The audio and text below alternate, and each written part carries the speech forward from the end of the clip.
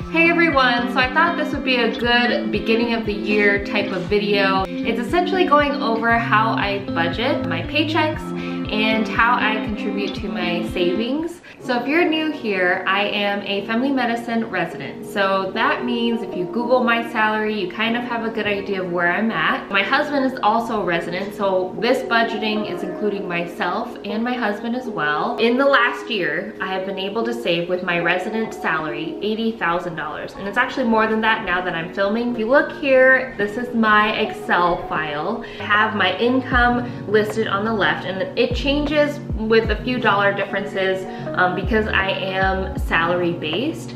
But I did want to see how much I have for that month. And then if you look at your monthly budget, and so I kind of wanted to go over just a few tips before I dive deep into the Excel file of what my mindset was. So I was coming out of medical school with a lot of loans, in the hundreds of thousands of loans, because school is so expensive. I never took a business class or an accounting class, and I really didn't know that much about managing finances. Coming into not making any money from college and medical school, and then all of a sudden you're making more money than you've ever seen as a resident. It's a huge jump, and I didn't want to just waste all of that money just spending it on frivolous things. So I really tried to stay disciplined. And here are some tips for you guys if you're interested on trying to be better with your finances.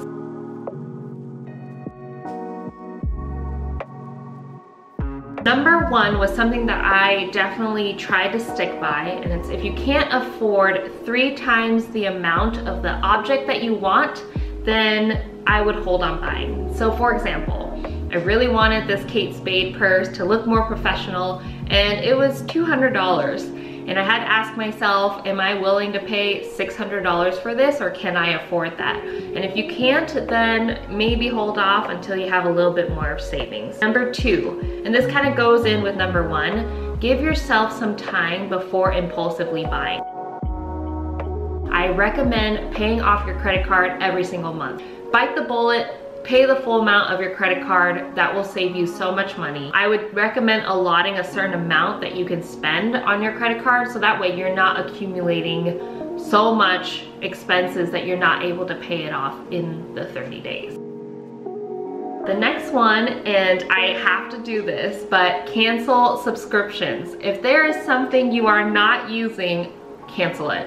So my husband has been telling me over and over to cancel this Planet Fitness, but it's $20 a month, and I think I'm pretty much paid 6 months worth of $20 each month on my Planet Fitness, and so I really need to cancel that. So this video is to keep me accountable to cancel that subscription. The other one that I've been trying to be better about this year is meal prepping and eating more at home. I love to go out to eat. I love treating myself to some sushi every week. I really try to focus now on meal prepping, making sure I make myself lunch. I don't go and buy Starbucks because those drinks get expensive. I just got I've had this for a little bit, and I ended up purchasing this for Christmas so I can make cute drinks, and then it's not gonna make me wanna buy Starbucks. Give yourself fun budget money. So after you've paid off your bills, your core expenses, and you put some money into savings, you can set aside some fun money budget. So that could include clothing, gifts, experiences, whatever it is. Back to the Excel file. If you take a look now, I have my monthly budget, and it is kind of personal because I have everything on here.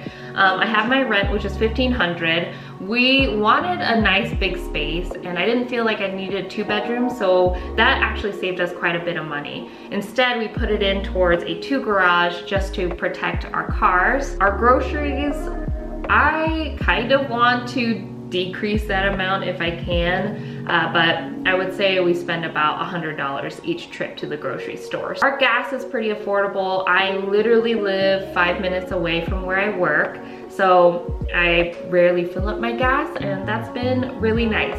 Our utilities comes out to about that much, and then our internet and HBO come together. For restaurant, I didn't put anything in it just because I'm still trying to figure out where I want to budget that. Here are our subscriptions. I definitely use Disney Plus and Hulu. Planet Fitness we will cancel. The iCloud I have just for memory. The Switch I just love to keep for entertaining when I have friends over or when my husband and I like to play. So then he'll get rid of the Xbox and Planet Fitness, and that will save us $27 each month, and that's gonna add up by the end of the year. Our student loans, we are not accumulating any interest right now, which is so nice, and part of the reason why we've been able to save $80,000 this past year. Our Chase credit card is $0, essentially because I am paying it off every month. I don't have a debit card, so I put all my expenses there.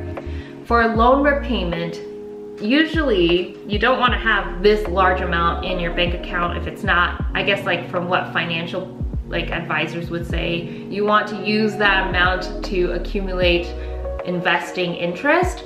And so I just have it there because I know the $80,000 is going to our student loans. And since our interest hasn't been accumulating until May of this year, I'm just gonna hold off just a little bit because it has been such a big motivator for me. By the middle of this year, I'll be able to put $100,000 in total towards our student loans and still have money for our emergency fund and a vacation fund as well. And then fund spending money. So I told you I kind of went a little crazy. Like, I bought Hoka shoes for my husband for Christmas, and so there's a few things that I kind of need to fix there. So fund spending money, I'm gonna try and budget, see how I did this month in January, and then put that towards the goals for February and where I want to tweak it.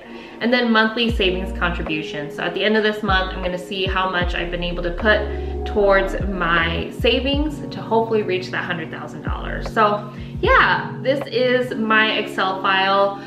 Thank you so much for watching. I hope this helped. I wish when I was starting out, there were more like basic or easier ways to budget, because sometimes it gets so complicated with books and everything. So I feel like this is just a really good introduction, and then as I get more advanced into finance and investing, I hope I can provide more for you guys. And just a little bit of advice on my end, just what I've noticed these past couple years. I feel like where I'm at in a place in my life, I'm really just trying to enjoy everything that I do have. The furniture that I have, I'm trying to use everything instead of trying to go and buy more things. I guess in some ways living a more minimalistic lifestyle.